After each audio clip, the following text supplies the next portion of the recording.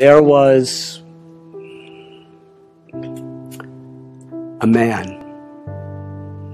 He lived in the 1920s, 1930s. His name was Easy Eddie. Easy Eddie was a super empowered attorney.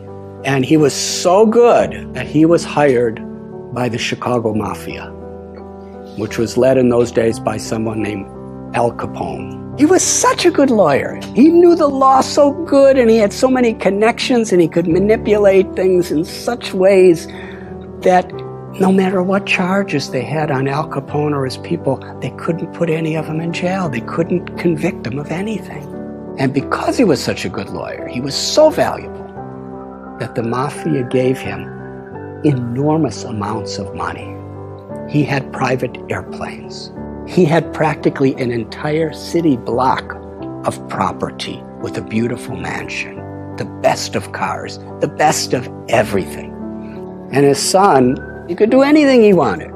But Easy Eddie was thinking, I've given my son everything. Everything money could buy. But there's one thing I haven't given my son. I haven't given him an example of a father that he could be proud of. And he thought about this for some time. And Easy Eddie came to the conclusion, the only way I could give my son a father with a legacy of a good name is I have to help the government put the Mafia in prison. Because the Mafia was killing people, and he was getting them off. Getting people addicted to drugs and alcohol, and he was getting them off. Extorting innocent little store owners who are struggling for their life, pay us so much a month or we're going to bomb your store. And they bomb him. And he was helping them. He helped the FBI. He testified. And many of the biggest people in the Mafia were put in prison. He knew full well that he would be killed for doing this. And one day he was riding in his car and another car came by and several people with machine guns filled his body with bullets, and he laid on the street dead.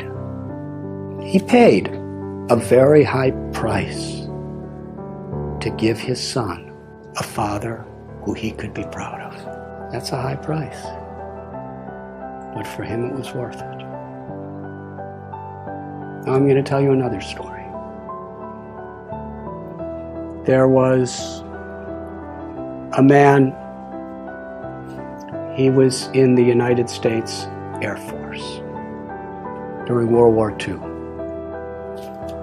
And he was on a battleship called the USS Lexington. And he took off from his ship with a squadron of other airplanes, maybe 6 or 7, to go fight against the Japanese.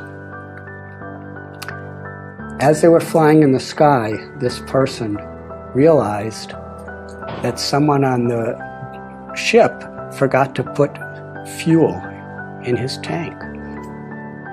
So he radioed to the leader of his formation and said, I have to go back. He said, well, we can't. You go back. We have to keep going. On his way back, he saw about 9 Japanese bombers coming toward the USS Lexington to sink the boat, and there were thousands of people on the boat. He was alone, and there were 9 of them, and he decided, I have to stop them, because there was the ship, they didn't know what was happening. So he single-handedly charged at these 9 airplanes and was shooting and shooting and shooting, and he actually had 2 of them fall into the ocean.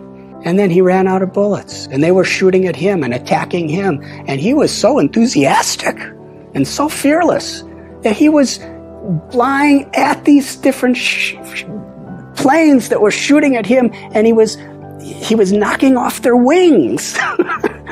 And finally, after 5 of the 9 sank, the other 4 thought, this man is completely crazy. Let's get out of here.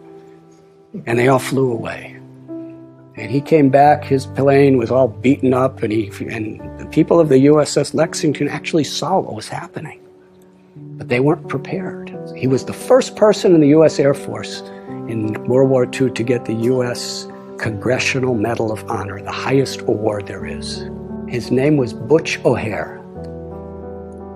And the airport in Chicago, O'Hare Airport, is named after him. He's considered one of the greatest heroes of American history because he was willing to sacrifice his own life for the higher cause of others.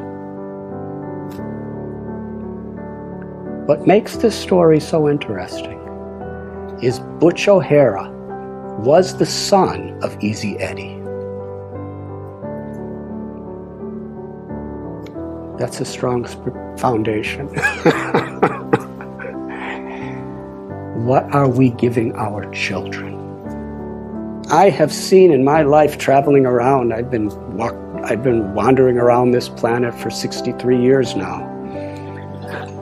I've seen people work so hard for money, give it to their children, and then their children fight as enemies to see who gets it. Is that the legacy? Is that fulfilling life? Is that what we want to leave to the world?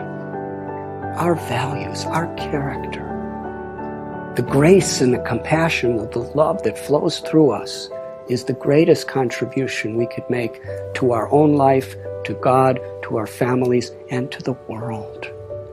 And when we have those values, and we work and we build that foundation through good company and good practices and good decisions, then we could have a wonderful, fulfilling, meaningful life beyond birth, beyond death. And we could leave that as a legacy for the world.